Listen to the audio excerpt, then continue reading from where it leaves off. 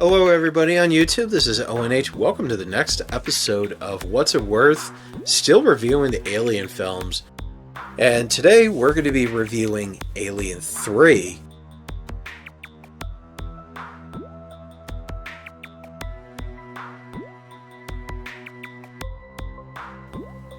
Taking place shortly after Aliens, Ripley wakes up the only survivor of an EEV crash on Fiorina, or Fury 161, a bleak wasteland inhabited by former maximum security inmates who take part as custodians and are unified by a form of religion. Grieved by the loss of Hicks, Bishop, and Newt, Ripley's fears that an alien was aboard the Sulaco and came with her in the EEV became true as a newer, faster, and deadlier xenomorph born from a dog wreaks havoc. With the bodies of ex-cons mounting, Ripley must lead these men to find and eliminate the alien without weapons or modern technology of any kind. But when she comes face to face with the creature, the fact that the alien chooses not to kill her leaves Ripley puzzled, by which she discovers the horrifying answer. Realizing her link with the creature, this compels Ripley to not only destroy the alien, but herself as well.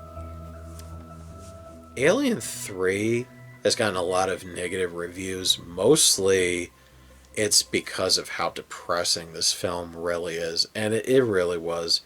It had a really sad opening for a film. The also biggest downer of this film was the film barely made any sense.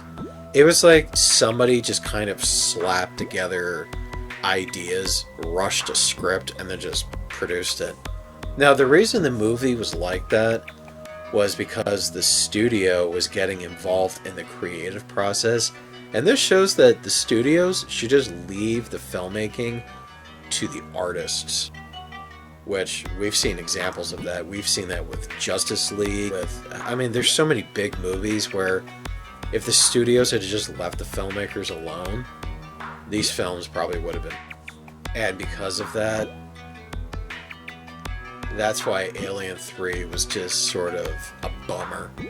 And that's because they kept rewriting the script over and over and over and over, just changing the story constantly and just to make a quick buck. And it was like, they should have just stuck with one script, which I'll be reviewing that one, by William Gibson, but change it up a little, and then just made that as the definitive Alien movie. But no! As much as Alien 3 has gotten its bad reviews, I personally think this is a good Alien movie, because this film introduces something different in the Alien universe.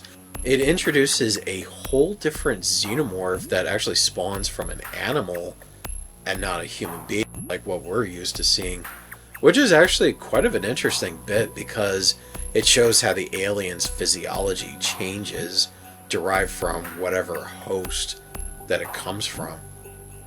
I kind of like the idea that I did actually agree with the idea that they kind of wanted to end Ripley's story arc to see if they could try doing an Alien movie without Ripley, and in which they're doing that nowadays. And of course I thought the puppet of Bishop's upper half, that was basically all animatronic, I thought that was pretty good for a first attempt at a human looking puppet. That was pretty good for the time that it was made. But I do agree that yes, I wish they didn't kill off the best characters and then killing off Ripley. And I kind of wish the movie made a little bit more sense, like they kind of took their time making this film. This film was kind of a flop to the point where even David Fincher, yes, the director of Seven and Fight Club, kind of went like, you know what, I'm going to pretend like I never made this movie. And of course, later on they released the director's cut, which I haven't seen. I want to see it, but I've heard it's a lot better and it makes more sense than the theatrical version. Yes, it doesn't quite make up the fact that kill off Hicks, Newt, and Bishop, but, you know, I can't wait. I still can't wait to see it. Now, despite the fact that Alien 3 was a bit of a bummer, the one thing that makes this movie work, next to a well-designed xenomorph, would be the actors that orbit Sigourney Weaver. Example, Charles S. Dutton as Dylan. He's one of those actors that I always love the roles he plays and his acting. Like in every movie he's in, from Mimic, I See You, Secret Window. I mean, any movie he's in, I always love watching him perform. And it's such a shame that I don't see him nowadays. At least he's still in movies. They're just not movies that would pique my interest. I mean, I would love to see him back in like the bigger movies again. And his role of Dylan in this film was awesome. I mean, even though that he's a rapist of women, the fact that he went out of his way to save Ripley from being raped by his own men and actually bashed the one guy's head in with a pipe, that just ranks him in the awesome section. I mean, he was like one of the best characters of this film. I think without him, it wouldn't have worked. And he's not the only one. Another example is Charles Dance as Clemens. Now, this guy, he usually plays bad guys in such movies like The Last Action Hero, Dracula Untold, and Godzilla King of the Monsters. Now, with Alien 3, he plays more of a nice guy who's made a mistake, and he stayed behind in the prison, not only because that he can't get employed anywhere else, but it's also because he just wants to make up for the mistakes that he made, that he felt that he needed to repent. Now, apart from Charles Dance, the other prisoners, the minor ones, you would be amazed what other films they've been in. Now, of course, I'm going to point out the obvious ones. The warden, Andrews, we all know him as the loudmouth in the bar from American Werewolf in London.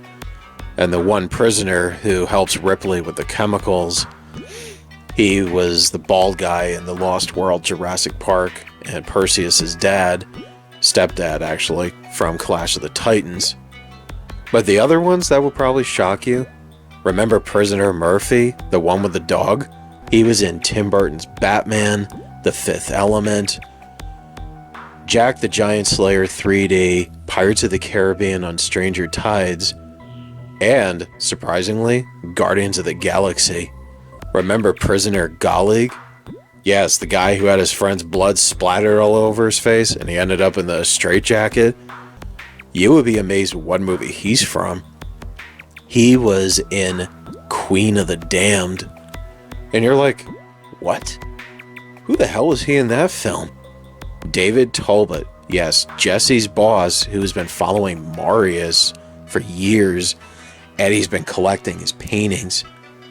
Now, another one that would probably shock you is, remember the guy who had the bucket of chemicals and the flare in his mouth, and when the alien attacked him, he dropped the bucket and the flare, and it just caused all those chain of explosions throughout the tunnels? Or he was in Tim Burton's Batman. He was one of the Joker's thugs. He was in the 1999 version of The Mummy. He was the Magi with the hook who threatened Evie on the boat for the map and the key before he's lit on fire and shot off the boat. I mean, you would be amazed how Alien 3 had fit nicely into their resumes, that they've actually made it into other films, that you've seen them, but you probably didn't even realize it until people like me would point it out. So where do I rank Alien 3? As much as I enjoy the film, I'm going to have to give this film a half-price review. And that's because, as much as I like it, it's its depressing tones and the depressing ideas they threw in this film that just kind of killed it. Which, why can't they break the rule that the third film's always the worst? Why can't they just break away from that rule?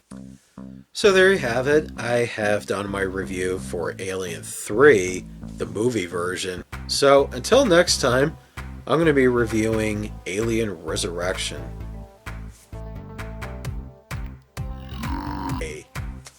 So until next time, I'm Owen H. Enjoy yourself.